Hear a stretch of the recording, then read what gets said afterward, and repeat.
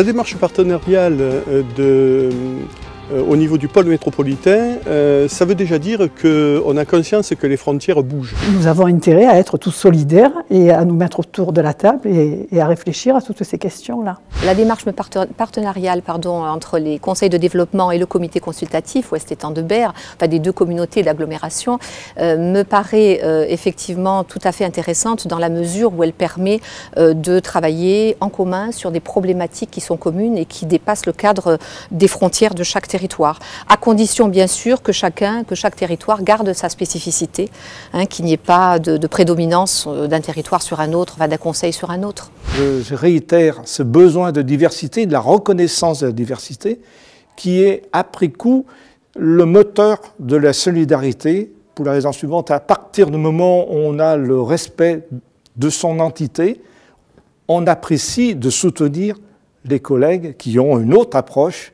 et qui est complémentaire. Une perception de cohésion, d'intelligence collective, déjà. Essayer que les trois agglos puissent travailler en cohérence et en cohésion. C'est d'abord apprendre à se connaître, mieux se connaître, parce qu'on ne se connaît pas. Apprendre à connaître ses atouts, apprendre à connaître ses faiblesses, et puis essayer de mutualiser nos efforts. Je suis un farouche défenseur de cette construction métropolitaine parce qu'elle nous permettra de faire des choses en grand tout en étant issu d'une petite ville, Aix-en-Provence. Cette capacité à vivre ensemble, c'est notre force. Il ne faut pas oublier que ça a été une condition de la perpétuation de notre espèce humaine sur cette planète.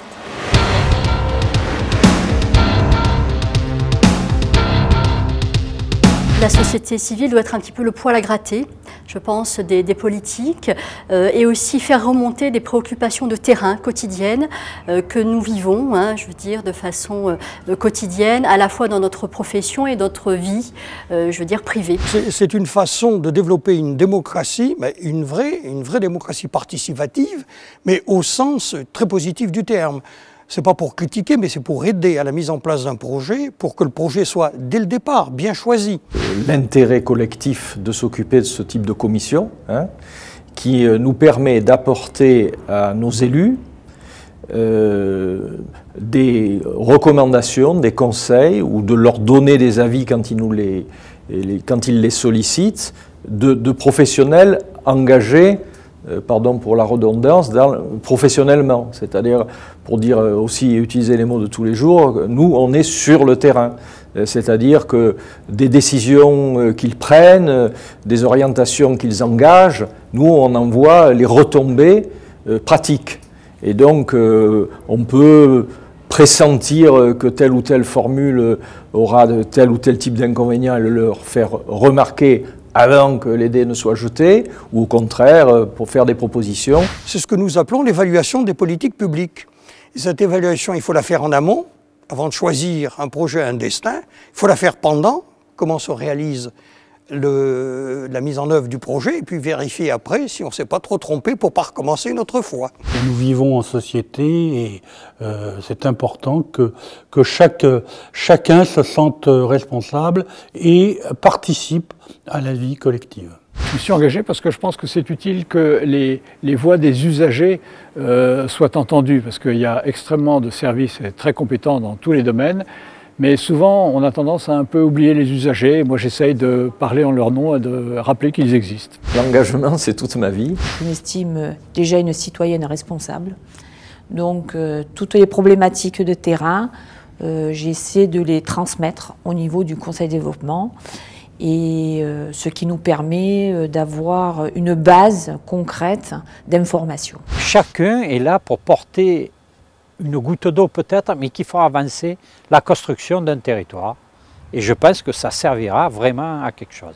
C'est un endroit où on peut s'exprimer librement. Jamais on m'a donné la moindre instruction de ce que je devais penser ou ce que je devais dire.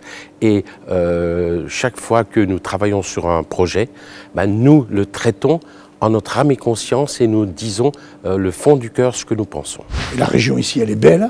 Mais pour la maintenir belle, il faut qu'on l'organise bien. Et la société civile doit donner son avis.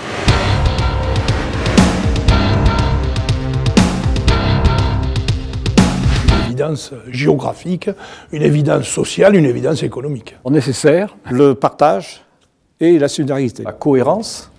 La coopération, l'alliance. Urgente. La reconnaissance. L'intelligence collective. Il faut travailler par projet. Une opportunité extraordinaire, une nécessité impérieuse et une utilité de développement. En cohésion. Travailler ensemble. Collectivement. Vivre ensemble, en harmonie. La coordination. Rationalisation, efficacité, économie.